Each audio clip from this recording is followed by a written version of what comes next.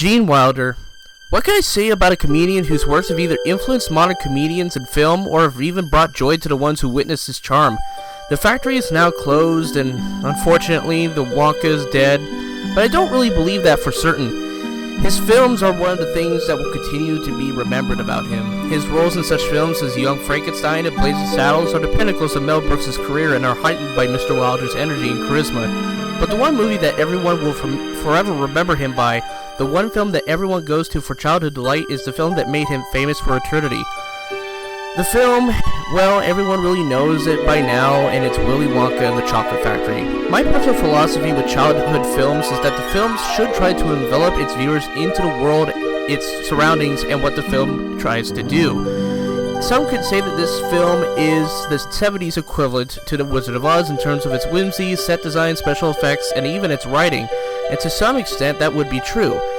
If you thought that the Lego Movie was a product placement nightmare with all of its bricks and handlings, then you don't know Willy Wonka as the movie was made to promote a chocolate bar as well as to adapt a popular Bug Bug Roald doll.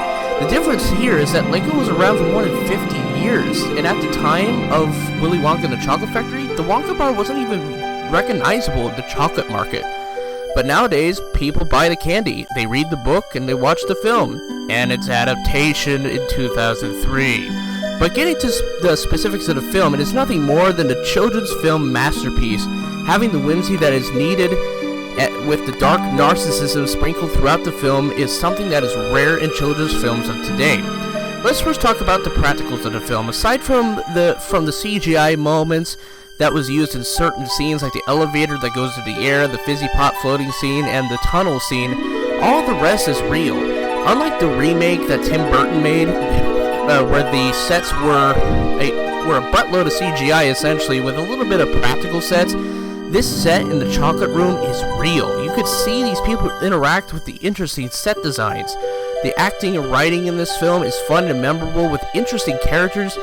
Even the side characters get a bit more than regular children's movie ever does.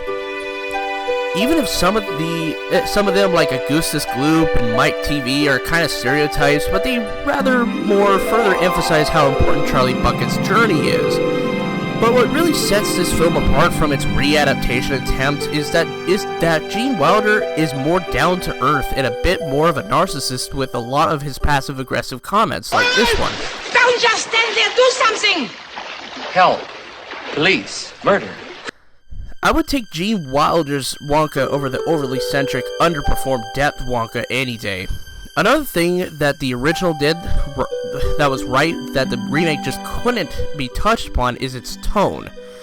When I watch the original, I get a sense of whimsy with moments of darkness that a proper fairy tale should have.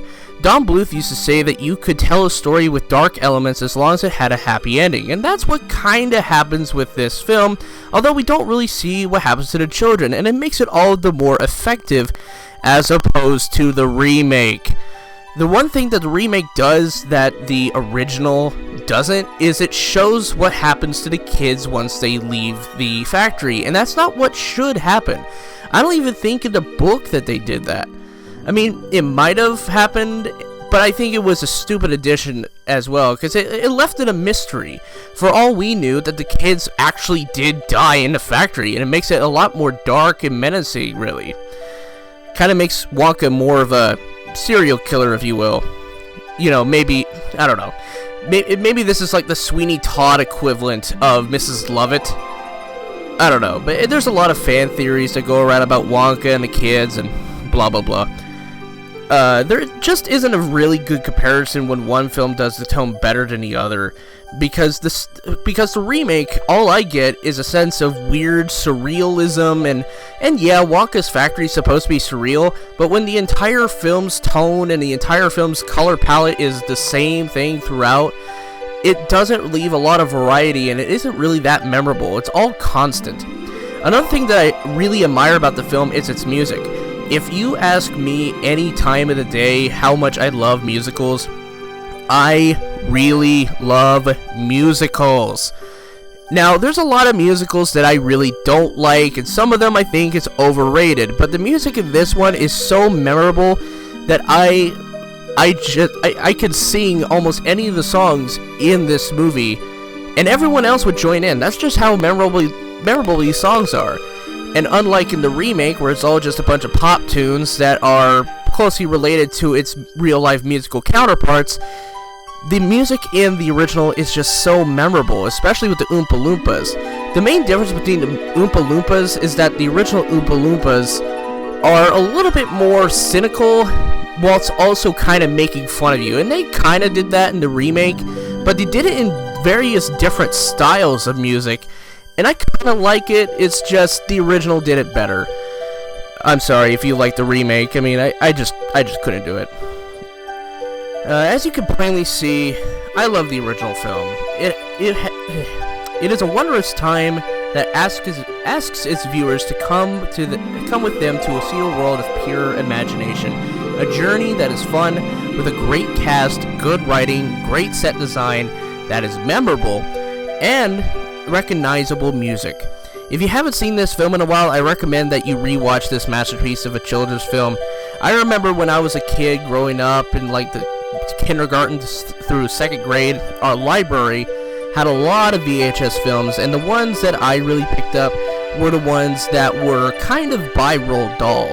I loved watching The Witches. I even loved watching Willy Wonka and the Chocolate Factory. It's still memorable today and has a bunch of really good stuff about it. But it is a sweet time in a factory that never ceases to amaze me each time I pass. I recommend that you rewatch this masterpiece of a children's film. It is a sweet time in a factory that never ceases to amaze me each time I pass by it. And to Gene Wilder, me and the many fans who enjoyed your work appreciate what you've done for the film industry, and for what we will never forget it. And for that, we will never forget it. May you rest in peace. You could make a sunrise, because you were indeed the Candyman.